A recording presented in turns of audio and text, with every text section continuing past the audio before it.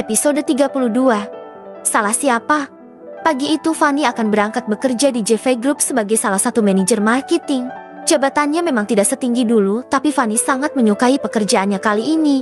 Meskipun terkadang juga merasa sedikit lelah, tapi Fanny tetap harus bersemangat. Tok, tok, tok. Fanny membuka pintu dan melihat siapa yang ada di depan apartemennya. Seorang pria yang baru saja resmi menjadi tunangannya, siapa lagi kalau bukan Franklin. "Selamat pagi, My Honey. Sudah siap?" tanya Franklin menyodorkan bunga mawar merah. Fanny menerima bunga itu kemudian menghirupnya. "Aku ambil tasku dulu ya." "Baiklah, sana cepat diambil," ucap Franklin. Fanny masuk kembali ke apartemennya dan mengambil tas kerjanya. Setelah itu mereka keluar dari apartemen. Franklin sedari tadi menoleh ke arah Fanny sambil tersenyum lebar.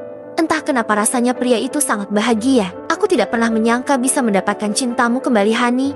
Dulu aku hanya bisa melihatmu dari kejauhan, tapi sekarang tangan ini bisa kugenggam setiap saat." Franklin memegang tangan Fanny dan menggenggamnya.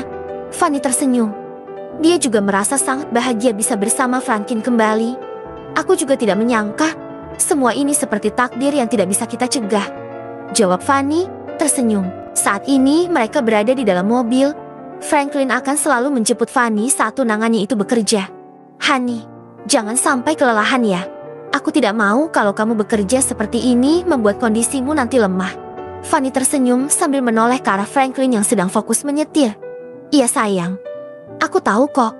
Lagian juga cuma duduk di depan komputer karena sudah ada bagian yang memasarkan produk sendiri," jawab Fanny. Franklin sebenarnya sudah melarang Fanny untuk bekerja mengingat kondisinya yang sedang hamil muda, tapi Fanny sudah ngotot karena bosan sudah lama menganggur lama. Dia dulu adalah seorang workaholic. Tapi setelah menikah dengan Harry, Fanny harus keluar dari pekerjaannya karena keinginan suaminya itu dan sekarang sudah menjadi mantan. Awalnya Franklin menyuruh Fanny untuk bekerja di Alvarez Group, tapi karena perusahaan JV Group sudah memanggilnya duluan, akhirnya Fanny memutuskan untuk memenuhi panggilan perusahaan besar tersebut. Meskipun nama JV Group masih di bawah perusahaan Alvarez Group, tapi Fanny merasa senang bisa bekerja di perusahaan itu. Sedangkan di sisi lain, seorang wanita berambut sebahu terlihat turun dari pesawat. Dia berjalan dengan menarik kopernya dan melihat sekeliling. Wanita itu memakai kacamata hitam yang bertengger di hidungnya. Ya, wanita itu adalah Mimi. Mimi menginjakkan kakinya di USA kembali setelah beberapa tahun meninggalkan negara EU. Wanita ini memutuskan untuk menemui Harry dan akan menyuruh pria itu untuk kembali kepada Fanny.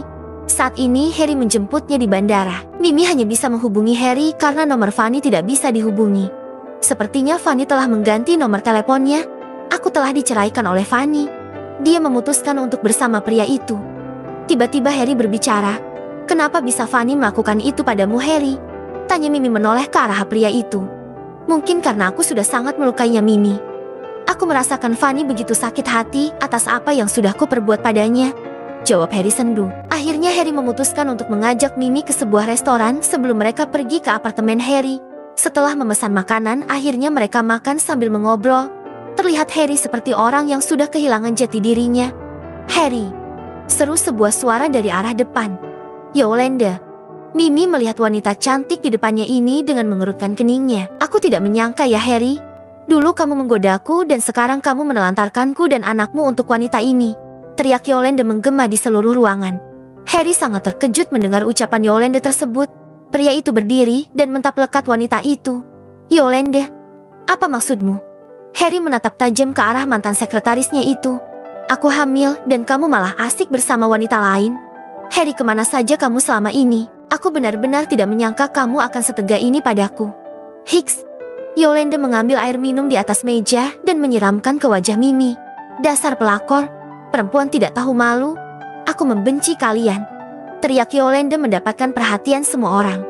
Harry yang melihat itu langsung menarik Yolanda untuk keluar dari dalam restoran itu. "Apa maksudmu kamu? Hamil? Apa benar itu adalah anakku?" tanya Harry tidak percaya. "Terserah kamu saja.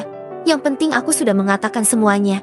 Kalau kamu tidak mengakui anak ini, jangan pernah menyesal suatu saat nanti," ucap Yolanda.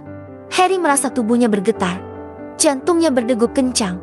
Kakinya pun terasa lemas setelah mendengar ucapan Yolanda tersebut. "Baiklah, aku permisi," ucap Yolanda. Wanita itu kemudian pergi dari hadapan Harry sambil berulai air mata. Mimi melihat adegan itu dari kejauhan. Sepertinya kisah cinta Harry memang sangat menyedihkan. Sepertinya memang Harry tidak pantas untuk Fanny. Gumam Mimi. Harry meremas rambutnya. Pria itu terlihat kacau sekali setelah mendapatkan kabar dari Yolanda tentang kehamilannya. Apakah ini karma dari Tuhan? Fanny hamil oleh pria lain sedangkan aku menghamili selingkuhanku. Batin Harry. Fanny tersenyum mendapatkan pesan singkat dari Franklin. Padahal belum lama dia keluar dari dalam mobil tunangannya itu. Seperti remaja saja yang sedang berbunga-bunga hatinya karena jatuh cinta. Fanny bergumam. Ting.